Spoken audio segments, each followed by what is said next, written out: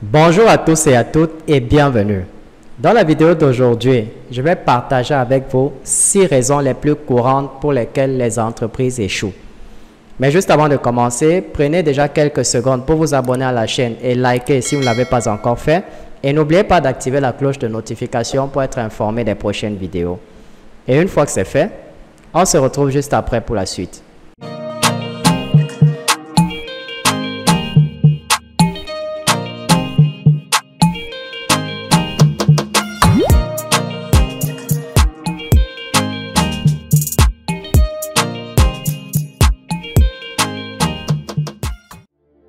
Si vous regardez cette vidéo, c'est que vous voulez gagner de l'argent, beaucoup d'argent.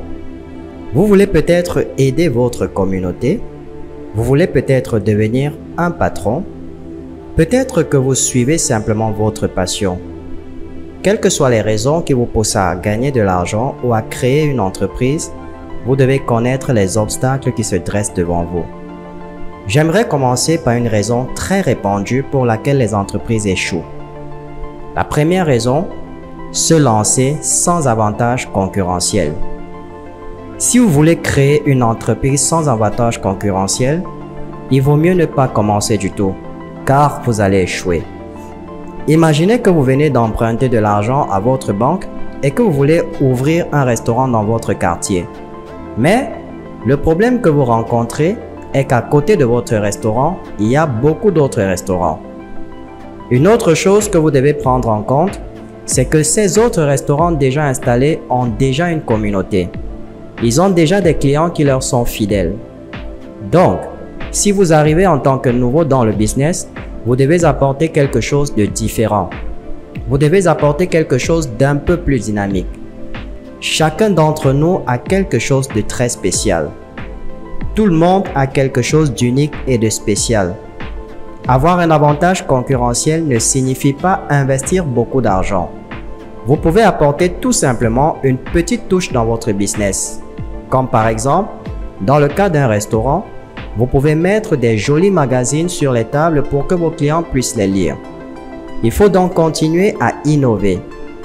Parfois, nous avons besoin de partenaires pour être plus créatifs et innovants. Ce qui nous amène donc au point suivant, qui est de choisir les mauvais partenaires. Choisir les mauvais partenaires peut s'avérer fatal pour votre entreprise. Imaginez que vous démarrez une entreprise avec un partenaire et que 2 ans plus tard, ce partenaire vous dise qu'il ou elle ne veut plus continuer à travailler dans la même entreprise, il a d'autres objectifs ou veut faire quelque chose de différent. Ou bien, imaginez que votre partenaire préfère gagner de l'argent rapidement plutôt qu'avec des produits de qualité. Cela peut être très dangereux et vous risquez de vous retrouver devant les tribunaux et bien d'autres choses encore peuvent arriver. Alors, comment choisir un bon partenaire? Tout d'abord, recherchez un partenaire qui complète vos compétences. Par exemple, imaginez que vous êtes infirmière et que vous voulez ouvrir une clinique. Il est préférable que vous cherchiez un partenaire qui soit technicien de laboratoire. Vous devez avoir les mêmes objectifs, la même volonté de réussir dans les affaires. Lorsque vous voyez quelqu'un qui a ce désir ardent de réussir dans les affaires ou de créer une entreprise, vous le savez instantanément. Il suffit de poser quelques questions. A-t-il des dettes? Est-il financièrement stable? Ce sont là des éléments que vous devez prendre en considération. Le partenariat est l'une des meilleures choses que vous puissiez imaginer dans le monde des affaires car il vous permet de faire des business ou de participer à des transactions commerciales que vous n'auriez jamais faites si vous aviez commencé seul. Vous avez donc besoin de quelqu'un pour compléter vos compétences afin de pouvoir passer au prochain niveau. En 2020, la Banque africaine de développement a publié un rapport indiquant que 5 pays africains représentaient 50% des partenaires réussis en Afrique. Ces 5 pays sont l'Égypte, l'Afrique du Sud, le Maroc, le Ghana et le Nigeria. Si vous regardez bien, vous découvrirez que l'avantage concurrentiel dont nous avons parlé en premier lieu est en fait synchronisé avec le partenariat. Ce sont donc des choses que vous devez faire dans votre entreprise. Parce que les pays doivent apprendre de leurs réussites et de leurs erreurs. Il n'y a pas de hasard dans les affaires, il faut planifier. Si je donne ces macros exemples de pays, c'est aussi pour que vous puissiez les transposer à votre entreprise. Cela montre bien que si vous voulez faire des affaires, vous devez respecter certains principes. Vous devez avoir un plan. En parlant de plan, notre prochain point est le suivant, l'absence de stratégie. L'absence de stratégie dans le domaine des affaires va mettre votre entreprise à terre. Imaginez que vous entamez une partie d'échecs avec un adversaire et que vous n'avez pas de stratégie, que vous ne savez pas comment vous allez gagner. Le résultat que vous obtiendrez à la fin du match sera le même que celui que vous obtiendrez si vous faites les affaires sans plan. La seule différence est qu'en plus de perdre ce match, vous perdez de l'argent. Pourtant, vous ne devez jamais perdre de l'argent. Cela me rappelle l'une des citations de Warren Buffett sur le succès. La règle numéro 1, ne perdez pas d'argent. Règle numéro 2, n'échouez pas. Nous observons tous ce qui se passe en Ukraine. Les deux camps utilisent des stratégies. Sans stratégie, votre ennemi vous écrasera. Pensez à votre business. Le point suivant dont nous allons parler est le manque de sens dans les affaires. Tout le monde n'a pas la même capacité à comprendre et à gérer les situations commerciales avec assurance.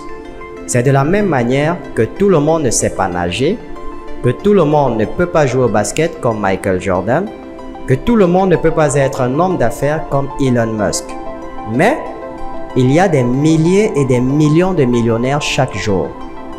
Vous avez donc la possibilité d'améliorer votre jeu.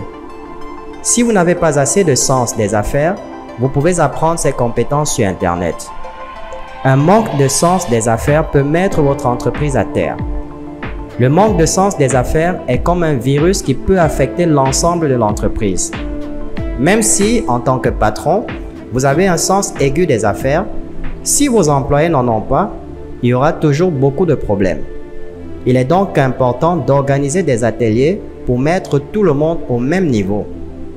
Expliquez à vos employés l'objectif de votre entreprise. Suscitez chez eux l'envie de grandir au sein de l'entreprise. Faites-leur savoir qu'ils font partie de l'entreprise et que leur avenir dépend de la réussite de celle-ci.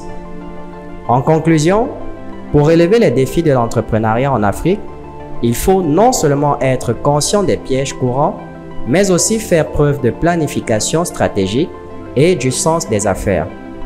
Comme nous avons évoqué les raisons pour lesquelles les entreprises échouent souvent, il est essentiel de se doter des connaissances et des compétences adéquates. Si vous voulez vraiment réussir dans tout business que vous lancez en Afrique, je vous invite à franchir une étape décisive. Accédez à notre formation complète en marketing digital, un outil clé pour la réussite des entreprises dans le paysage dynamique aujourd'hui. Cliquez sur le lien dans la description pour vous inscrire dès maintenant à notre programme de formation. Vous disposerez ainsi de l'expertise nécessaire pour surmonter les obstacles, créer des avantages concurrentiels et prospérer dans l'écosystème commercial africain. N'oubliez pas que votre réussite est notre mission. Nous vous remercions de vous être joints à nous aujourd'hui et nous nous réjouissons de vous avoir fait exceller dans votre parcours. Donnez-nous un coup de pouce levé et rendez-vous dans la prochaine vidéo. Jusque-là, gardez le sourire.